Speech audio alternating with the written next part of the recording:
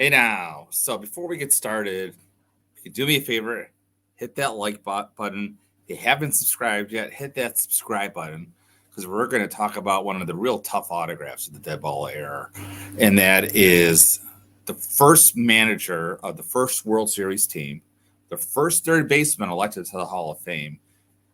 Eddie Collins, we talked about last time's teammate at one time, and that is Jimmy Collins, Irish Jimmy Collins.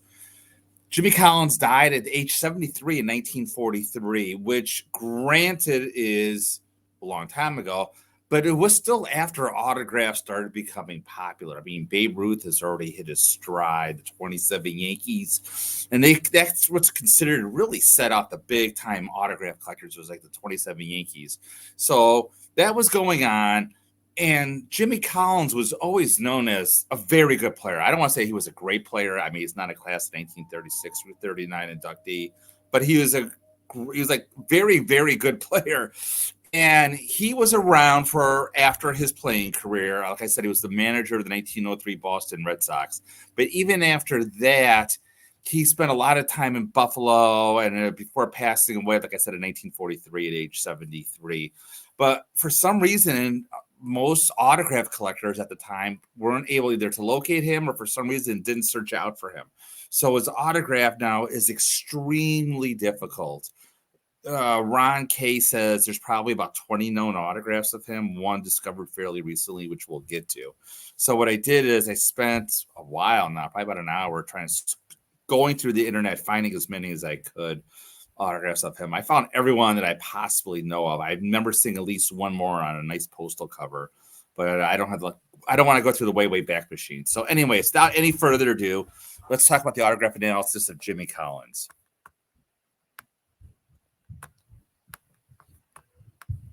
So, what I like to do is we're going to start right here. Obviously, this is the PSA database. And the PSA does have a few Jimmy Collins. He's not impossible on a scale of 1 to 10, where 10 being the hardest, ignoring the impossible autographs, as they say. Jimmy Collins is a 10, and deservingly so. I mean, you're going to have a much tougher time finding him than you are going to find, let's say, Christy Mathewson. So this is one autograph right here. And what you're going to notice about Jimmy Collins is this is an earlier, I would say, during his playing career autograph, at least during his managerial career. And a couple of reasons why I say that. Number one being the fact that, as you can see right here, the Jimmy Collins, and you're going to see this for all Jimmy Collins autographs, it starts way to the left and it sort of falls in to the right. If you could see right here, it slopes to the right. And that's what you're looking for. Again, a lot of the later autographs, you're going to see more of a Jimmy Collins, but when he was during his playing career, you're going to see more of a James or a Jim Collins. And if I had a guess right here, and I've never seen this autograph in person or the full letter, I'm going to guess just based on during the season, $50 would let me know things what I can do. I'm going to guess this was stolen from one of the archives at the Hall of Fame. Do I know that 100%? Absolutely not. But just based on the little bit of wording I could see right here, it looks like it was. So again, I don't know for certain. Again, if you look at this J right here, this is more similar to a normal Jimmy Collins style J you're going to see when he signs his name. I think Ron Kay or someone said, we're going to look a little bit more. That's almost like a pretzel like J. That's a great description for it. And here's another version of it right here. This, again, still the PSA database. You can see right here, again, the J sort of comes into the left. And again, this J slants way out to the left as well. Honestly, I'm not a huge fan of this. I know it's on the PSA database. The more Jimmy Collins autographs I see, the more they lean to the right, more than this one. But it's got a lot going for it. I mean, we got the sort of like pretzel-like wine right here in the J. When you look at the Y, you want to see almost like it comes back up. The C should start inside the C. So, I mean, let's see what else is on the data. This is a really tough one to see, so we're going to skip past that.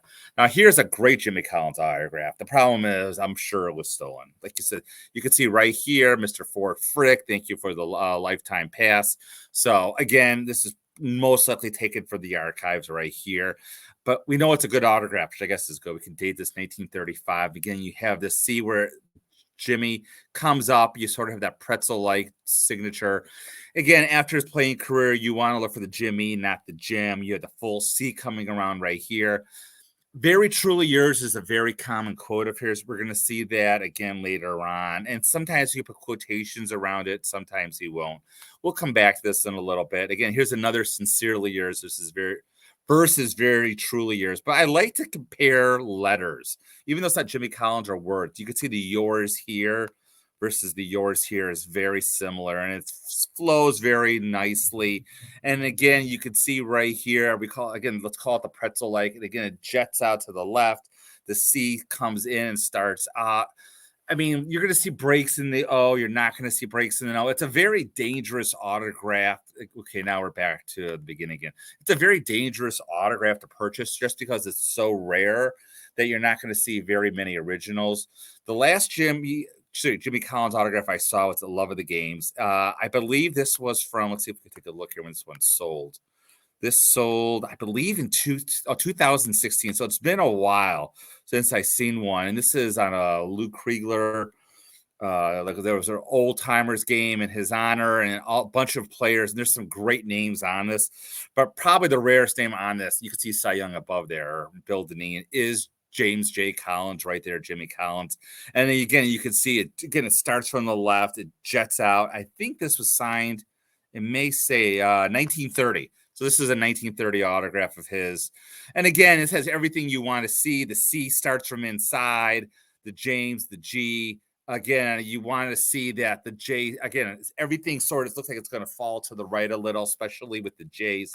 It's a beautiful autograph. I know this is in a private collection. I think one person bought the entire collection. You can see right here it sold for $19,200. This is kind of an impaired copy. Going to Heritage. Again, we have a couple versions right here. I'm not the biggest fan of this autograph, to be honest. The J and the Jimmy is not really falling to the right as much.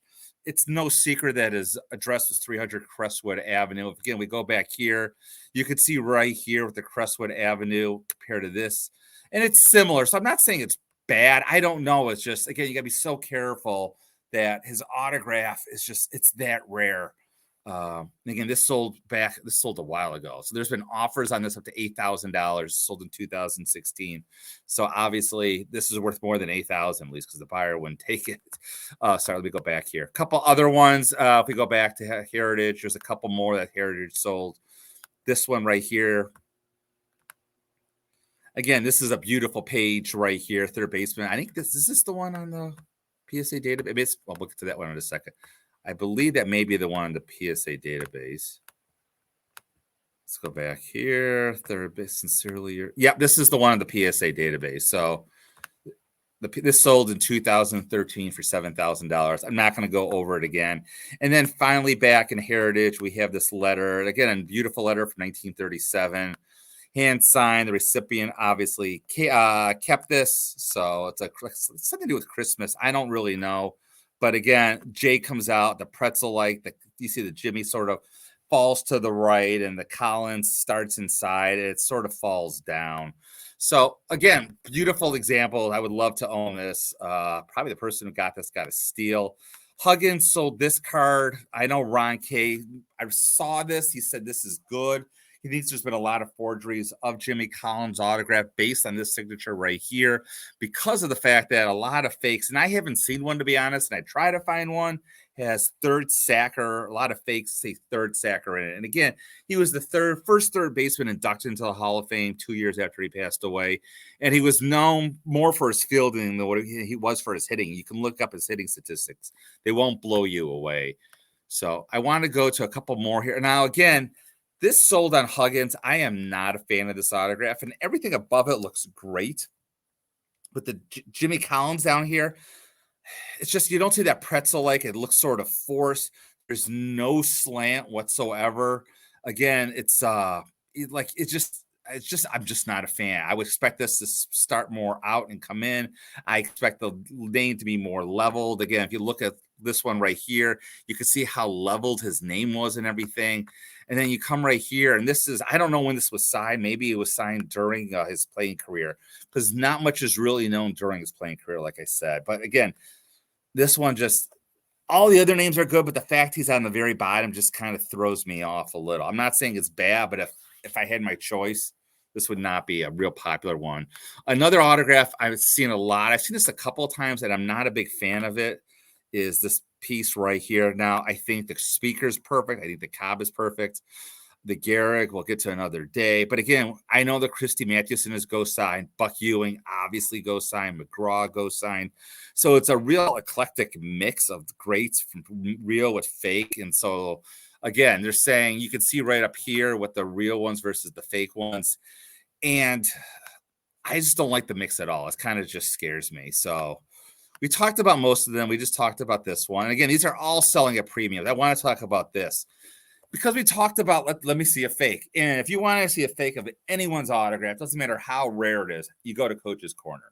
So, and this is a pretty nice autograph. It looks very vintage. But again, the Jimmy is not falling to the right down like you would expect it. But the person who did this did a pretty good job forging. Not great, but good enough. It fooled someone out of $1,000. Obviously, it's not real, but you can sell somebody on the fact that a government postcard from Jimmy Collins. Wow. I'm sure maybe it is real. Now, again, you can look here, Camden, New Jersey. I don't know if you ever lived in Camden, New Jersey. My guess is whoever did this bought something that said a Merry Christmas to this and added the Jimmy Collins afterwards, after they bought this postcard. So just be really careful. You have to be really on the lookout for Jimmy Collins. You really have to know it because, again, Ron says it's pretty tough to fake. I mean, or pretty easy to fake. Pretty tough. I don't know. It's one of those that, again, they just don't show up very often. It's for sure has been stolen from the Hall of Fame, as we can see a couple letters. So I don't know if you're in the market for one. Again, expect to pay, God, you're going to pay at least $7,000, $8,000. I know if one came up today, I probably couldn't afford it. So we're out of the real toughies for a little bit. We're going to get back to them, but we're going to move on, I think, to the first member of the Murderers Row that we're going to cover, and that's Earl Combs. So, but until we get to that, as always, keep collecting.